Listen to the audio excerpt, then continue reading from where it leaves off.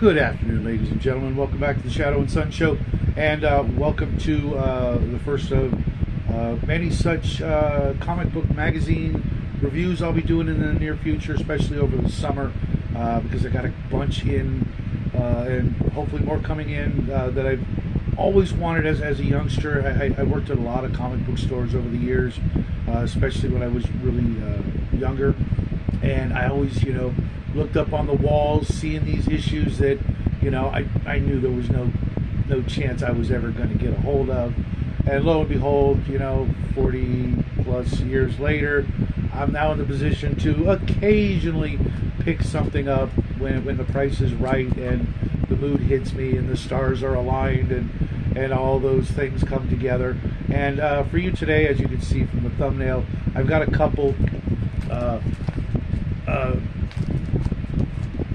There's a third one in the series, despite what the subscription coupon in the magazine said. They only made 3 issues of Kull and the Barbarians.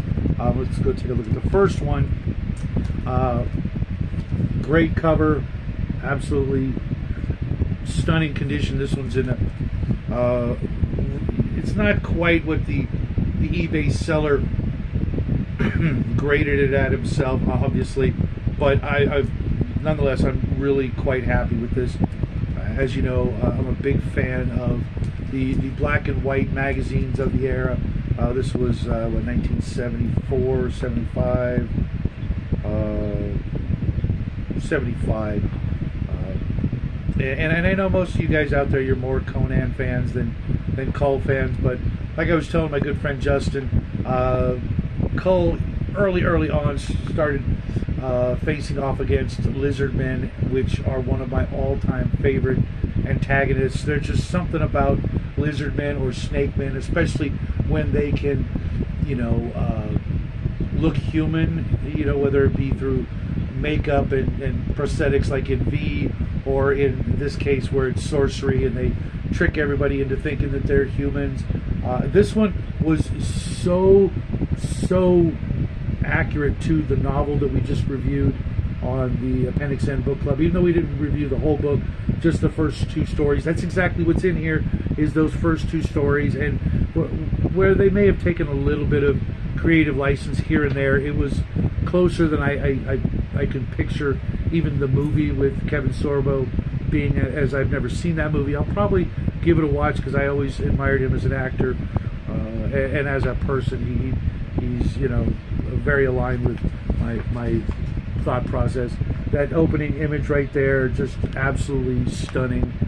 The first story, Hail the Barbarians. All these stories, except for a few minor instances, were scripted by the great Roy Thomas. The first one had the absolutely legendary Wally Wood as one of the artists, and Ross Andrew. Some of the art isn't my favorite. My favorites being oh god, what was the new guy I discovered last week? You have to go check that out. But Bernie Wrightson is one of my favorites, and I'll be reviewing this bad boy later on. Frankenstein, Alive. Oh my god, this is gorgeous, absolutely stunning. But a lot of the work, the artwork in here is still pretty damn good. There were a couple of images I wanted to show you guys because they just blew me away. Some of it is just, is great. Not the greatest, not even in the top 10, but I don't know why this didn't take off like Savage Sword of Conan. This image right here really struck me as just really, really well done. I don't know who the female character is, but she is very, very lifelike. This image right here of the serpent after he's been revealed got a little bit of Godzilla look to him, would you say? But I still love Godzilla, of course. Who doesn't? But it was just really, really, it's like, yes, that's what I want. I want to see Kull going after the lizard man, the snake man, whatever you want to call him, and this just does not disappoint at all. There's another couple of images. Of course, the ads. This one just cracks me up. The ad where you can learn the deadly black dragon fighting society's dim mak because of palladium. I can't help but think that the Ninjas and Super Spies book remembered this particular ad. the story of I'm going to get his name wrong. Njord by Roy Thomas and Gary Conway. Gil Kane's artwork. This two-page spread. Just look at that. I'm just like, yeah.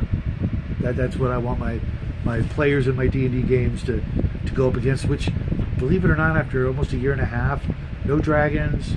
They've seen some, but they haven't fought any, and no big serpent. I think they might have fought one giant snake, which is one of my easily favorite go-to monsters to get them ready for a dragon battle, or a hydra, which, you know, in my opinion, you could easily swap out one for the other.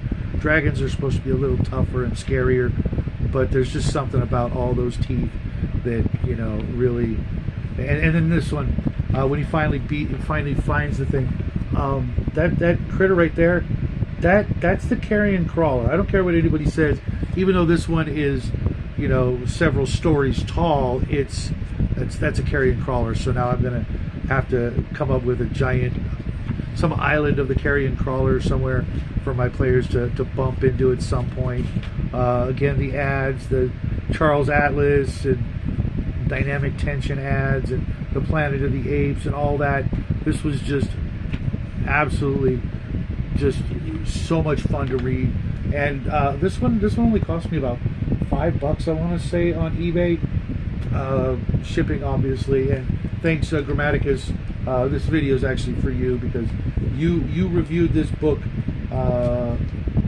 like the day mine came in the mail. I'm just like, what are the odds? I didn't even like mention it like near my device so that it picked it up and went, oh, you're interested in Kull? Well, check out this. No, it was just like a serendipitous sort of thing. And Grammaticus, you notice there's no tape. There will not be tape on these because I, like you, have had the incident where you open up a bagged and boarded comic book only to have the tape stick on the back of the magazine cover, the comic book cover, and then you're just like, you know, praying to all the gods or what have you to make sure that you don't tear away part of that cover.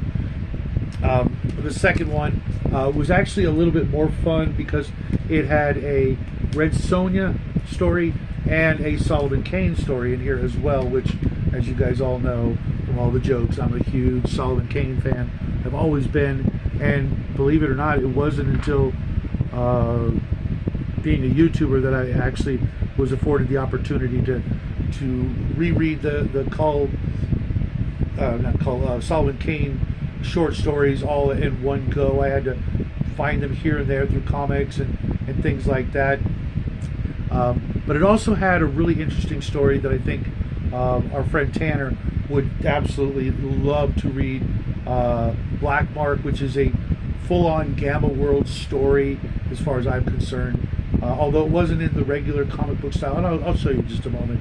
It was more of like an illustrated narrative with, I'll show you. But even, you know, opening image, Kull and an avalanche, just, oh my God, just so good. And this one was Neil Adams, which, if you guys don't know, no, this was actually Jess Joldeman.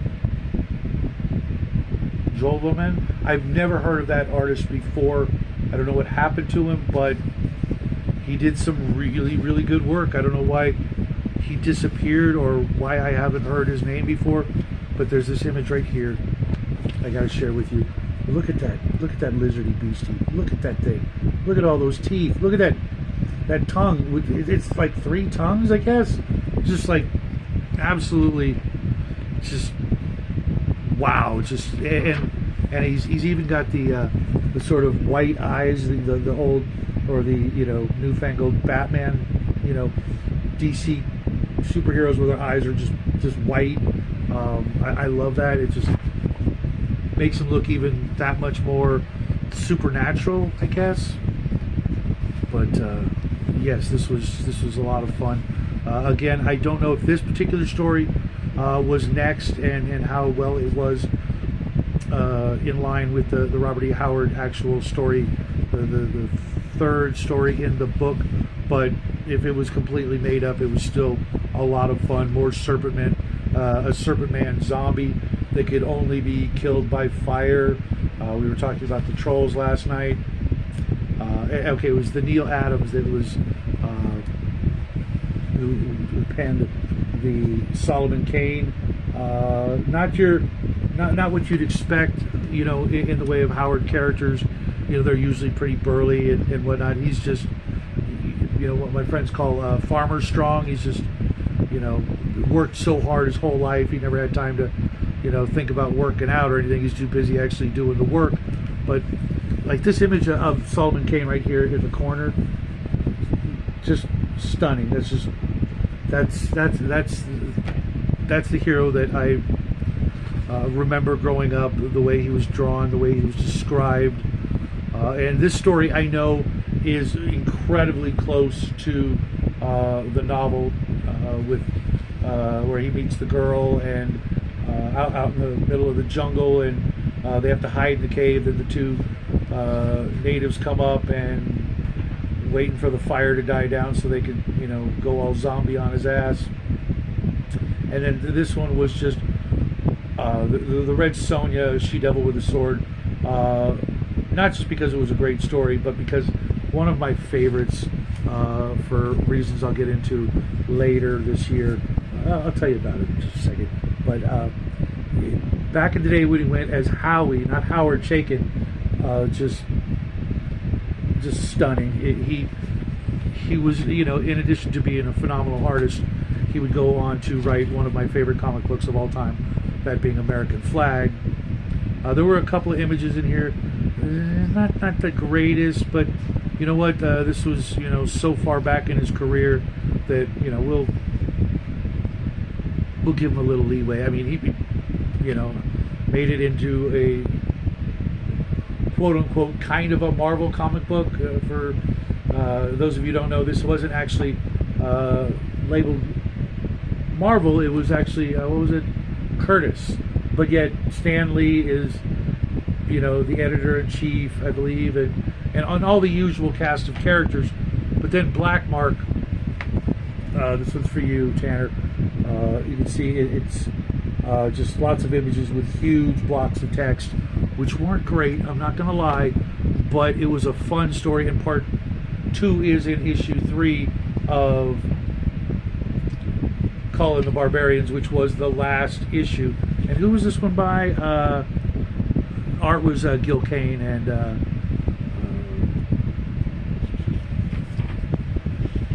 which is, he wasn't my least favorite story. Oh, he did the story and the art. Okay, that gives him a whole lot more leeway. This was his brainchild. Some of the art is kind of primitive, you know, for what we've come to expect, but it was still pretty good. It's just this image. Justin, you tell me. I mean, is he looking like Uncle A right there a little? Just saying. Maybe a younger Uncle A, but it was just like, well, dude, did you realize what you just did? Some of it actually, his art had a very Jack Kirby look to it, which is not a bad thing, but it wasn't quite up to the Jack Kirby style. But that's what you get in issue 3. And the same thing, I paid about $5 for each issue. Really happy to do so. But the tragedy was that in here in both issues there's a subscription coupon where you fill it out and mail it in with a like $5 or whatever for a subscription for 6 months to a year. But then it only went to issue 3, or at least that's the only one I could find. And I wonder what they did with all that money, and those teens that sent in their $5, and then they get what, a notice, oh, by the way, your subscription's been canceled, here's $250 back, or we'll send you a couple of issues of Conan or something. I don't know how that worked out. If anybody out there was there and did it and remembers what they did to appease the customers, or they just take the money and just go, sorry, Curtis Comics is out of business and sucks to be you. But these were a lot of fun, more so than your regular comic books, because I'm, for me at least, a huge fan of the black and white art. There's something about it that just makes my imagination work overtime, and I really like the dark and grim, edgelordy stuff that that I can't help but being. But the larger format, a little bit more adult dialogue and art and things like that. Nothing, close to what we would find today in one of the like Dynamite comics.